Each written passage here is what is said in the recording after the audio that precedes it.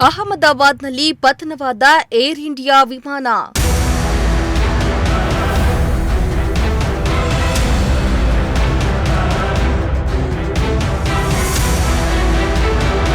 ಇನ್ನೂರ 42 ಪ್ರಯಾಣಿಕರನ್ನ ಹೊತ್ತು take off ವೇಳೆ ಪತನ.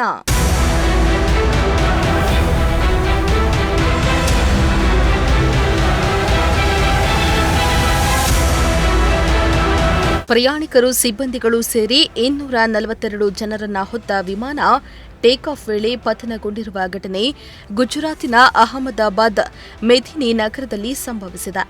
ಭೀಕರ ವಿಮಾನ ಅಪಘಾತದಲ್ಲಿ ಸುಮಾರು 180 ಮಂದಿ ಸಾವನ್ನಪ್ಪಿರುವ ಶಂಕೆ ವ್ಯಕ್ತವಾಗಿದ್ದು, ಅದರಲ್ಲಿ 10 ಮಂದಿ ಸಿಬ್ಬಂದಿಗಳಿದ್ರು ಎನ್ನಲಾಗ್ತಾ ಇದೆ.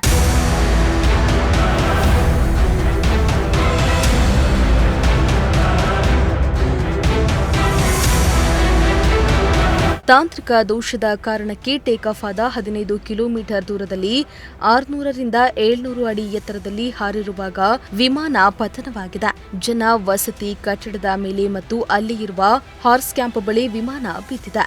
ಸ್ಥಳದಲ್ಲಿ ತುರ್ತು ಪರಿಸ್ಥಿತಿ ನಿರ್ಮಾಣವಾಗಿದ್ದು, ಅಗ್ನಿಶಮಕ ವಾಹನಗಳು ಬೆಂಕಿ ನಂದಿಸುವ ಕಾರ್ಯದಲ್ಲಿ ತೊಡಗಿವೆ. ಘಟನೆಗೆ ಸಂಬಂಧಿಸಿದಂತೆ ಹಲವಾರು ಮಂದಿ ಗಾಯಗೊಂಡಿದ್ದಾರೆ. ರಕ್ಷಣಾ ಕಾರ್ಯಾಚರಣೆ ಭರದಿಂದ ಸಾಗಿದ್ದು, ಗಾಯಾಳುಗಳನ್ನು ಆಸ್ಪತ್ರೆಗೆ ದಾಖಲಿಸಲಾಗಿದೆ. ವಿಮಾನದಲ್ಲಿ ಗುಜರಾತಿನ ಮಾಜಿ ಸಿಎಂ ವಿಜಯ್ ರೂಪಾನಿ ಇದ್ರು ಎನ್ನಲಾಗ್ತಾ ಇದೆ.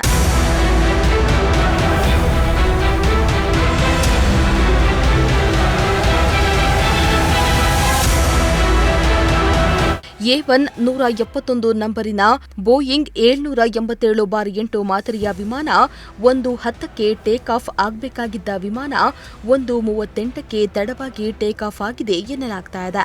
ಸುಮಾರು 2 ಕಿಲೋಮೀಟರ್ ವ್ಯಾಪ್ತಿಯಲ್ಲಿ ದಟ್ಟ ಹೊಗೆ ಆವರಿಸಿದೆ. ವಿಮಾನವು ಅಹಮದಾಬಾದ್ ವಿಮಾನ ನಿಲ್ದಾಣದಿಂದ ಲಂಡನ್ಗೆ ತೆರಳಿತ್ತು. ಟೇಕ್ ಆಫ್ ಆದ ಕೆಲವೇ ನಿಮಿಷದಲ್ಲಿ ತಾಂತ್ರಿಕ ದೋಷದಿಂದ ಪತನಗೊಂಡಿದೆ. ಅಪಘಾತದ ಕಾರಣವನ್ನ ಅಧಿಕಾರಿಗಳು ಇನ್ನೂ ದೃಢಪಡಿಸಿಲ್ಲ. ಈ ಅಪಘಾತದ ನಂತರ ಎಲ್ಲ ವಿಮಾನ ಮಾರ್ಗಗಳನ್ನು ಭೂಮಾರ್ಗವನ್ನ ತಾತ್ಕಾಲಿಕವಾಗಿ ಮುಚ್ಚಲಾಗಿದ್ದು, ಸ್ಥಳಕ್ಕೆ ಭಾರೀ ಭದ್ರತೆಯೊಂದಿಗೆ ಪೊಲೀಸ್ ಪಡೆ, ಅಗ್ನಿಶಮಕ ವೈದ್ಯರ ತಂಡ ಆಗಮಿಸಿದೆ.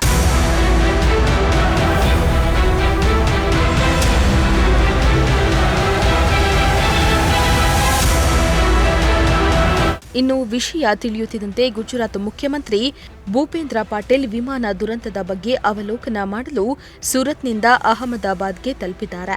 ಕೇಂದ್ರ ಗೃಹ ಸಚಿವ ಅಮಿತ್ ಶಾ ಅಪಘಾತದ ವಿಷಯದಲ್ಲಿ ಮುಖ್ಯಮಂತ್ರಿಗಳೊಂದಿಗೆ ಮಾತುಕತೆ, ಕೇಂದ್ರ ಸರ್ಕಾರದಿಂದ ಅಗತ್ಯವಿರುವ ಎಲ್ಲ ಸಹಾಯವನ್ನ ನೀಡಲಾಗುತ್ತೆ ಎಂದು ಭರವಸೆಯನ್ನ ಕೂಡ ನೀಡಿದ್ದಾರೆ. Bureau report, Prajashakti TV.